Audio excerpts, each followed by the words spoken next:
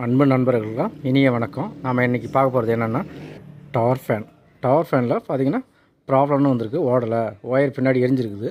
அதை இப்போ என்ன பிரச்சனைன்னு பார்க்க போகிறோம்.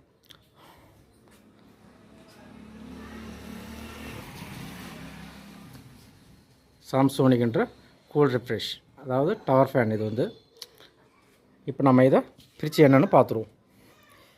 மெயின் ஒயர் பார்த்திங்கன்னா பிடிச்சி எரிஞ்சிட்ருக்கு. அது வயர் மட்டும்தான் எரிஞ்சிருக்குதா இல்லை உள்ளே ஏதாவது பிரச்சனை இருக்குதான்றது இப்போ நம்ம பார்க்க போகிறோம். இதை பிரித்தா என்ன ப்ராப்ளன்றதை நம்ம பார்த்துக்கலாம். இப்போ நம்ம ஸ்க்ரூவெலாம் கழட்ட போகிறோம். இப்போ இது ஸ்க்ரூவை பிரிச்சுட்டு இது என்ன ப்ராப்ளன்றதை இப்போ நம்ம பார்க்க போகிறோம்.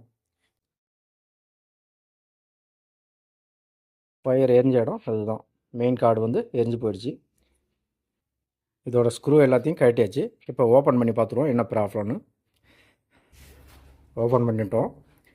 இது உள்ளே பார்த்திங்கன்னா குப்பை கூலமாக ரொம்ப அசுத்தமாக இருக்குது. முதல்ல அதை சுத்தம் பண்ணிவிட்டு அதுக்கப்புறம் கனெக்ஷனை போட்டு செக் பண்ணி பார்த்துடலாம் என்ன பிரச்சனைன்னு.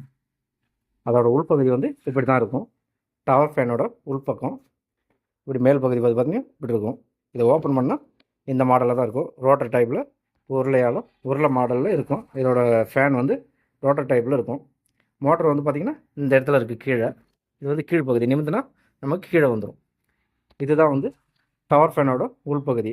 இப்போ இது என்ன பிரச்சனைன்றதை மெயின் கார்டை செக் பண்ணி பார்த்துருவோம்.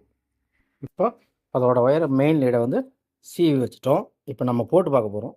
இது வந்து ஓடுதா இல்லை ப்ராப்ளம் பண்ணுதான்றதை செக் பண்ணிவிடுவோம். சீரிஸ் போர்டில் விட்டு செக் பண்ணி பார்த்துடலாம். முதல்ல சீரிஸ் போர்டில் செக் பண்ணிடலாம். மூமெண்ட் டேரெக்டாக செக் பண்ணி ஓட்டி பார்த்துடலாம்.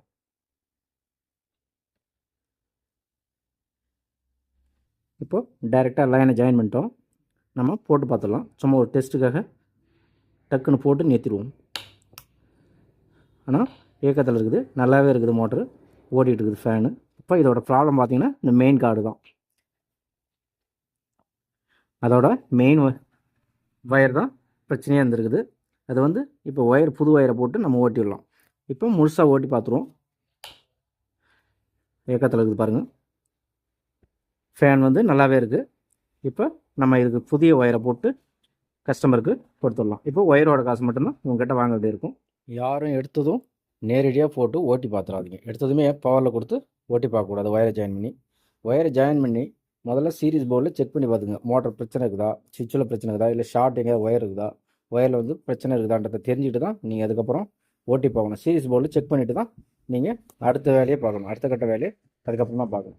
நீங்கள் வந்து எடுத்ததுமே நேராக வந்து போட்டு பார்க்கக்கூடாது. இது கஸ்டமருங்களோ இல்லை நம்ம பார்க்குற புதுசாக கற்றுக்கிற எலக்ட்ரிஷியன்களோ எடுத்ததும் போட்டு பார்க்கக்கூடாது. சீரிஸ் போர்டை வச்சு முதல்ல செக் பண்ணிக்கிட்டு அதுக்கப்புறமா நீங்கள் ரன் பண்ணி பார்க்கணும். மோட்டரை முதல்ல நல்லா இருக்குதா, நல்ல கண்டிஷனில் இருக்குதான்னு தெரிஞ்சுக்கிட்டு தான் நீங்கள் ஓட்டவே பார்க்கணும். இப்போ நம்ம ஒயர் பிரச்சனை, புது ஒயரை போட்டு ஜாயின் பண்ணி ஓட்டி பார்த்துடலாம். இப்போது அதோட பின்பக்கத்தில் வந்து இந்த புதிய ஒயரை வந்து ஜாயின் பண்ணிடுவோம். புதிய ஒயரை உள்ளே விட்டாச்சு. இந்த ஒயர் வந்து வெளியே எடுத்தால் வராத அளவுக்கு ஒரு முடிச்சு போட்டுருவோம். இப்போது திரும்பவும் பின்பக்கம் எடுத்துருவோம். சரியான அளவுக்கு வச்சுட்டு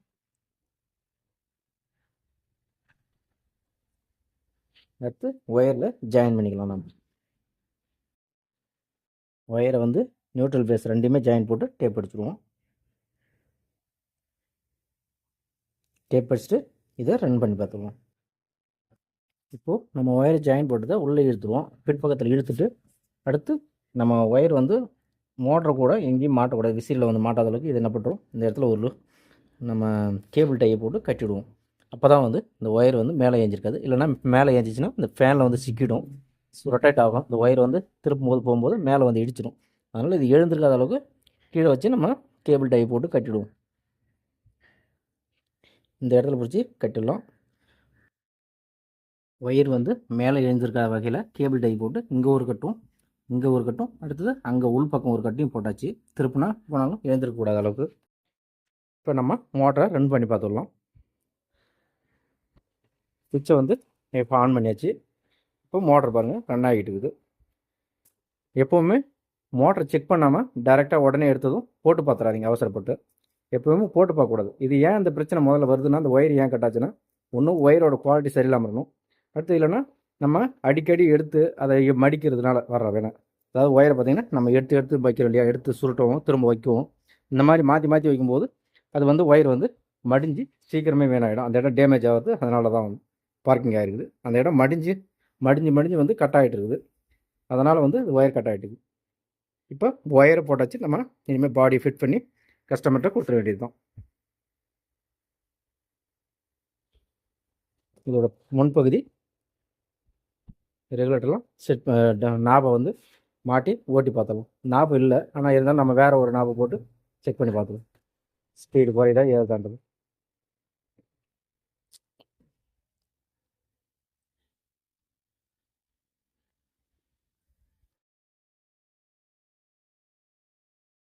ஃபேனை வந்து செட் பண்ணியாச்சு. இப்போ செட் பண்ணி ஓட்ட பிறகு நல்லாவே ஓடிக்கிட்டு இருக்குது. ஃபேனோட ப்ராப்ளமே அந்த ஒயர் பிரச்சனை தான். ஒயரை சரி பண்ணி போட்டாச்சு. ஆனால் எடுத்ததுமே நீங்கள் வந்து ஒயரை சரி பண்ணி அப்படியே உடனே போட்டு ஜாயின் பண்ணிடாதீங்க நேராக. அது என்ன பிரச்சனை இருக்குதுன்னு பார்த்துக்கிட்டு அதுக்கப்புறமா ஒயரை ஜாயின் பண்ணிட்டு நேராகவே போட்டு ஓட்டி பார்க்கலாம். நன்றி, வணக்கம். இந்த வீடியோவை பார்த்ததுக்கு ரொம்ப நன்றி. அடுத்து வீடியோவை பார்த்தவங்க சப்ஸ்கிரைப் பண்ணிவிடுங்க. அதாவது புதிய நண்பர்களாக இருந்தால் வீடியோவை சப்ஸ்கிரைப் பண்ணிவிடுங்க. பெல் ஐக்கானை அழுத்திடுங்க. அப்போ தான் நான் போகிற வீடியோ அடிக்கடி நோட்டிஃபிகேஷன் உங்களுக்கு வரும். அடுத்தது லைக் பண்ணி ஷேர் பண்ணிவிடுங்க. உங்கள் நண்பர்களெலாம் ஷேர் பண்ணி விட்ருங்க. நன்றி, வணக்கம். அடுத்த வீடியோவில் சந்திப்போம்.